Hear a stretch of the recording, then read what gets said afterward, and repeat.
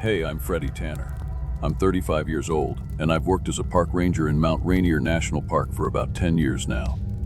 I know the park inside and out, every trail, every ridge, every hidden corner. Or at least, I thought I did. But there's something I encountered during one of my solo hikes, something I can't explain. Something that's changed the way I look at this place forever. I'll never forget it, no matter how hard I try to. What happened to me on that mountain was the stuff of nightmares. It's time I tell you about it. You might not believe me, but I swear everything I'm about to share with you is true. I've spent most of my life outdoors. Ever since I was a kid, I've been drawn to the mountains, the forests, the quiet places where few people go. Maybe that's why I became a park ranger. It wasn't just a job, it was a calling. I had learned to respect the wilderness, the rules of nature, and the many dangers it holds. But the last few years, the park had changed, and I didn't understand why. It started with the whispers. At first, I thought it was just the wind, the usual noise the trees make when they sway or when you get too close to the forest's edge. But then the stories started. The locals, some old-timers who had been in the area for generations, spoke of a creature, a thing that lived high in the ridges of Mount Rainier. They called it Batsquatch, half man, half bat, they said. It would steal hikers in the dead of night, make its home in the mists, and leave no trace of its passing. Just the sound of wings flapping in the distance and a terrible guttural screech. I laughed. I mean, I'm not the kind of guy who buys into ghost stories or cryptid tales. I've seen my fair share of bears, mountain lions, and the occasional elk. But a creature like that, I thought it was just some weird folklore the locals used to keep tourists out of certain areas. But they weren't joking. They were serious. They said if you heard that screech, you'd be gone. No one would ever find you. I should have listened. It was on one of my usual patrols that I first encountered the warning. I was near the park's back country, remote, wild, untouched by the crowds that flocked to the lower trails during the summer months. I loved it out there. It was always quiet, peaceful, a place where you could truly feel alone with nature. That's when I ran into Mitch. He was a fellow ranger, an old friend who had been working with me for years.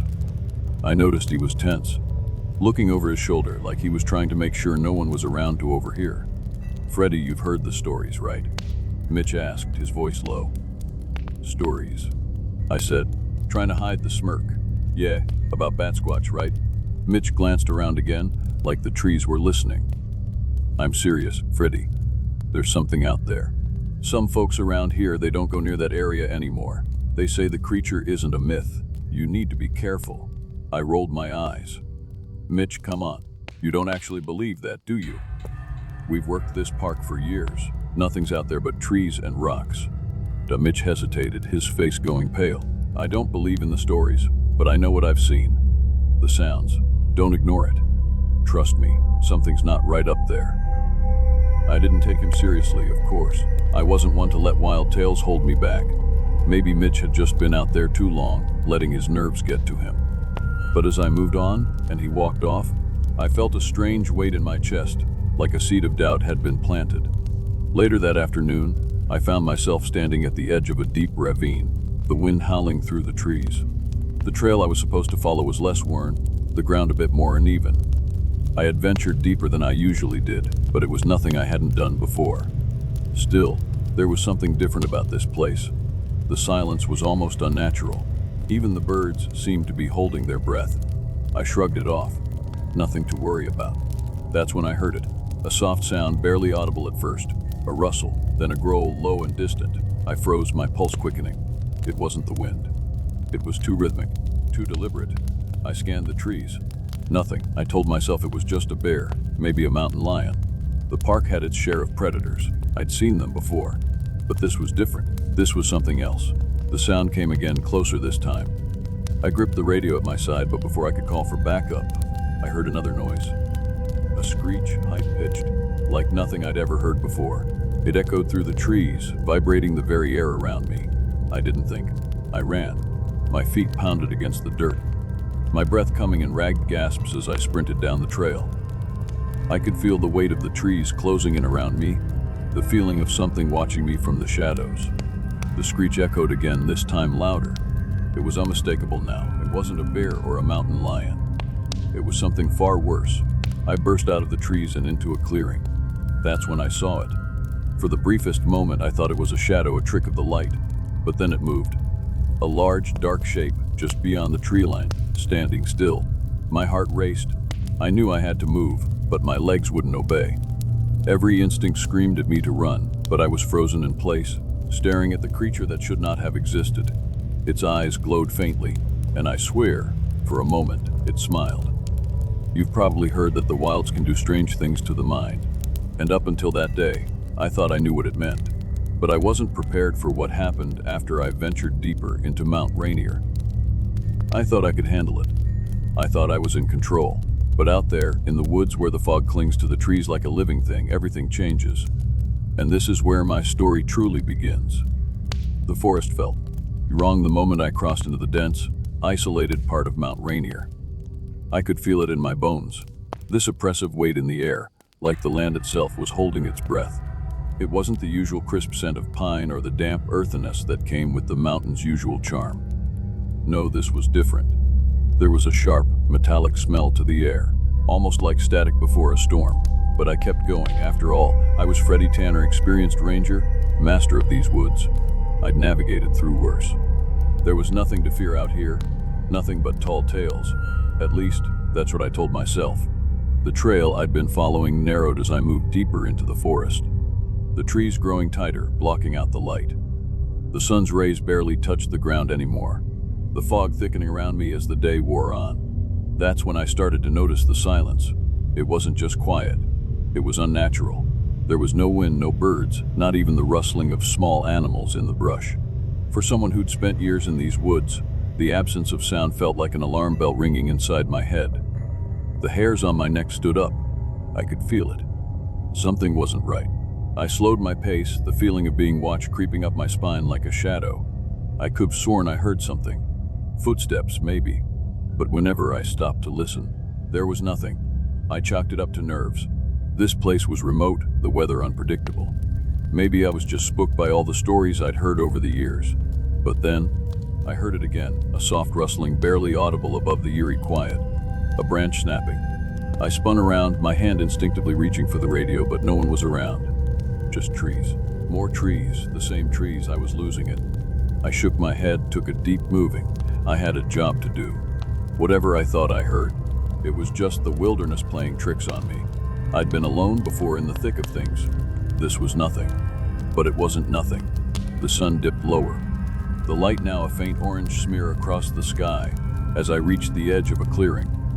There was a strange stillness to it, and for a moment, I thought it was just the fading daylight. The trees had grown dense, the ground softer, more overgrown.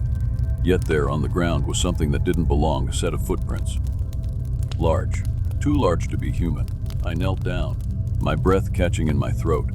The prints weren't from a bear, not with the way they spread wide and deep into the earth. The toes, they were wrong. Too long. The ground was soft, allowing for deep imprints, and I could see claw marks where the creature had dragged its feet. My heart started to race. I stood up, quickly scanning the area. There was no sound now, nothing but the pounding of my own heartbeat. My instinct screamed at me to leave, to turn around and head back, but I didn't. Instead, I moved further into the clearing.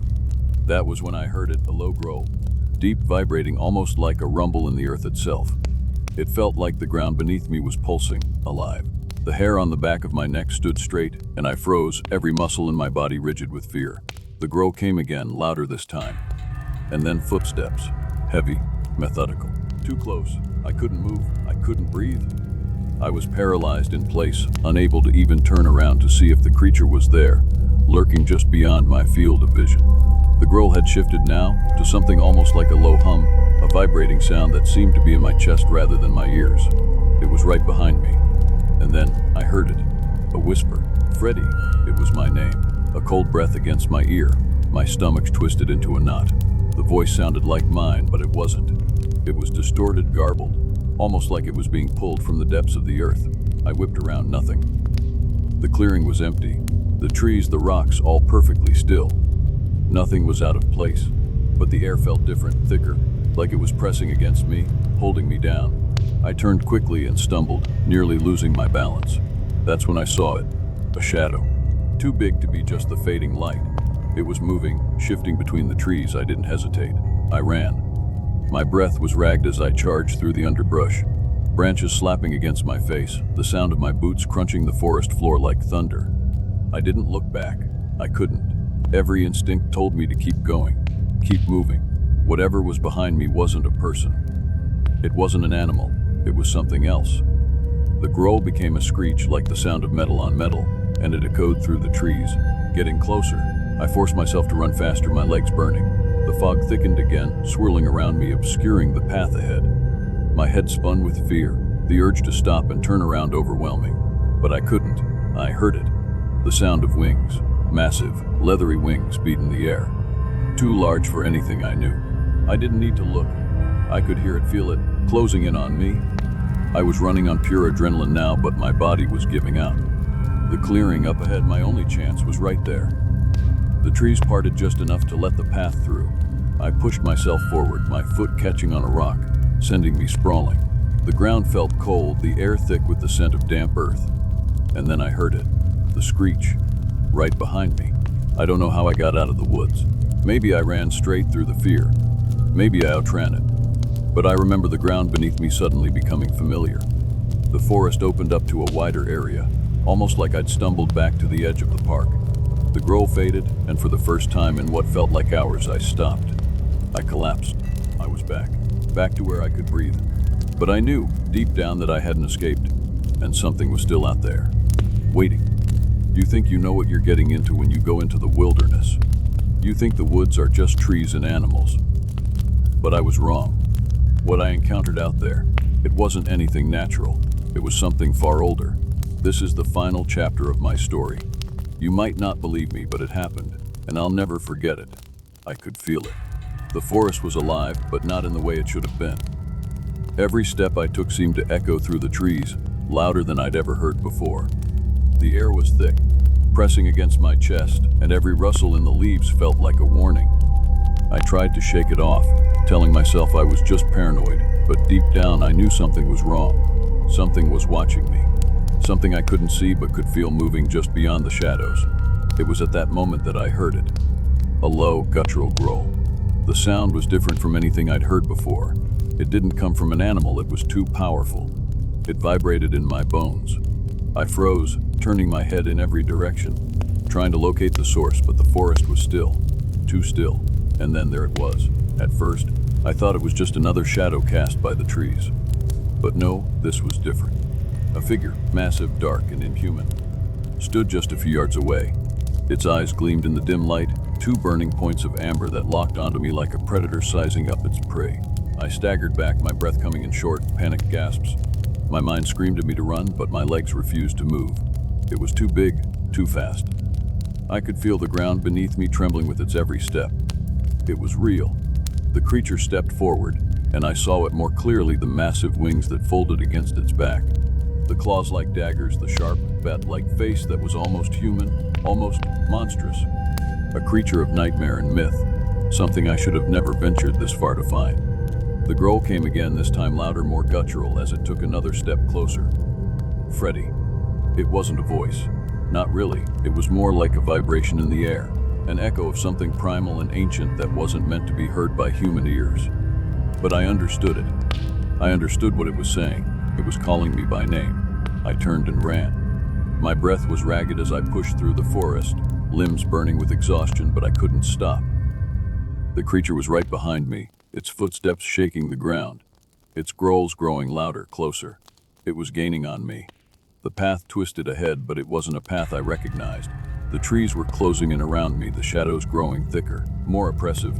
The air felt heavier, like the very forest itself was trying to trap me.